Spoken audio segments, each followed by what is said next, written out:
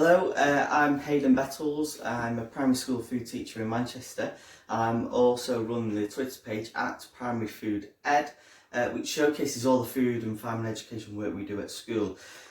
Today I'm going to show you how to safely prepare some foods and how to hold the knife correctly and things like that. Really good, safe practice, especially if children are helping around in the household. So the first thing you need to do, and the first thing most people don't, is you need a sharp knife. It's very important that children, when cooking or cutting whatever they're cutting, are given a sharp knife. If they don't get a sharp knife, they tend to put more pressure on the knife, which will then lead to more accidents. So it's very important they have a sharp knife. Obviously a clean surface. I recommend not chopping on glass for children because how slippery it is. So the first thing you want to do is make sure you've got a nice straight stance.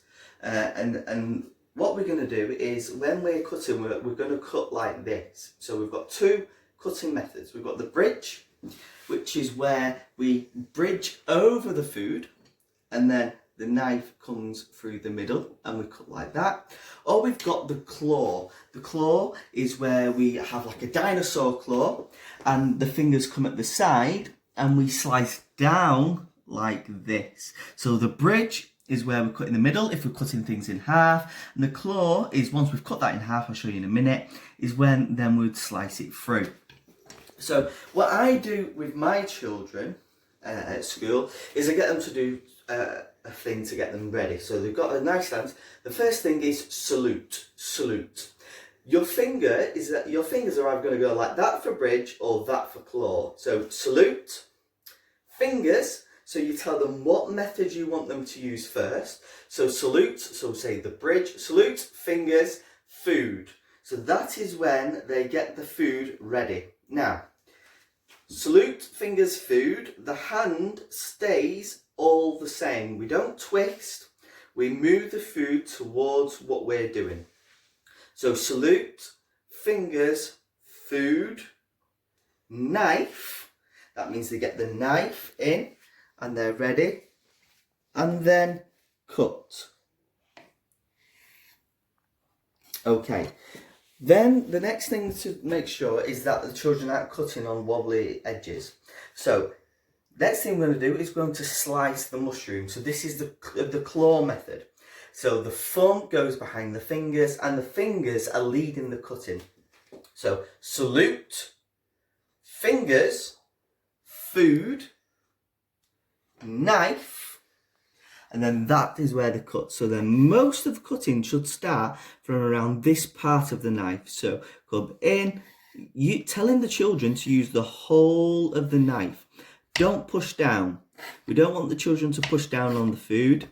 What we want them to do is use the full knife, going in and then coming back. Going in, coming back, going in and coming back. It's not a competition of how fast they can do it, although I'm sure as soon as they get more practice, they'll naturally get faster. But it's about getting the technique right first. So that's that. We have also got the cube, so cubing food.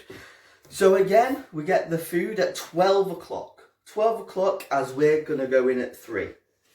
So again, the claw method. With peppers, skin side down, salute, fingers, food, knife, nice firm grip on the knife.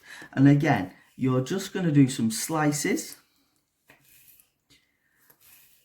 So little finger and thumb behind the first 3 fingers. These 3 fingers are leading. So what we're doing is we're slicing and the 3 fingers are the guide. Again, going in with this part of the knife, coming in, and we're just drawing that back. And then to get the dice, I'll just show you on a couple. Maybe you could do just 2 or 3 at a time with them. Is again turning the food this way. This time the food is with the fingers. So salute, fingers, food, and the knife goes in. And again, going in with that tip of your knife, the tip of your knife, and using the whole knife to cut. And then what you should have is some lovely diced foods.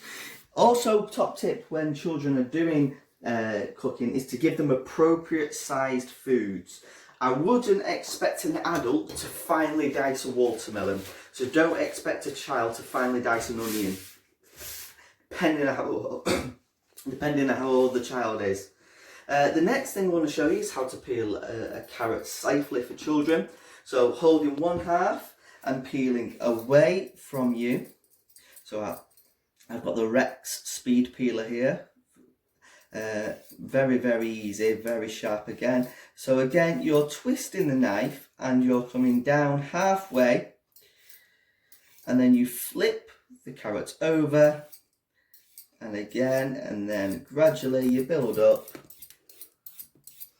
and then they can have a go at going really fast if they want, but make sure that they're always going away from them. So there's the carrot.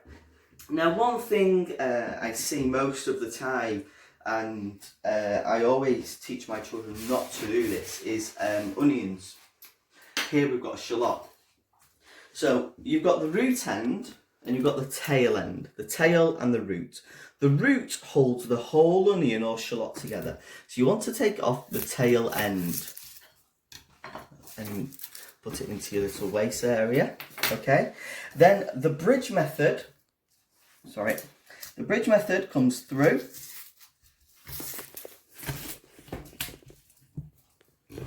Okay, now when peeling the onion, it's got a little layer of skin. Just take that layer off.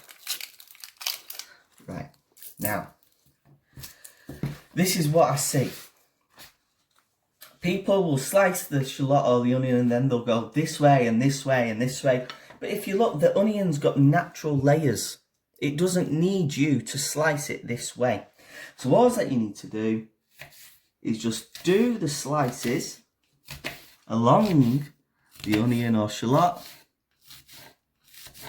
Okay, it doesn't need you to then slice it this way. The onion or shallot has got natural layers in it. It doesn't require that. And then again, sorry, I'm obviously out of position here because for the camera, but you would do it straight, fingers, and then again, using the whole knife. And as you can see, without going into the shallot, you still get a really fine dice. So there you go, you've got the claw, which is where the three fingers are leading the knife, and you've got the bridge, where the finger and the thumb come either side, and the knife goes through the middle. Dicing, make sure it's nice and fine, and make sure it's appropriate size. Peeling, always peel away from the fingers, never towards the fingers. And if you are cutting onions, there's no need whatsoever to slice this way. The onion or the shallot has got natural layers in it, and you'll get a fine dice anyway without doing that. There you go. If you want any tips or you've got any ingredients lying around and you'd like some help on what to do with them, just comment below this video and I'm sure I can help you out. And don't forget to give us a follow at Primary Food Ed. Thank you very much and see you soon. Stay safe.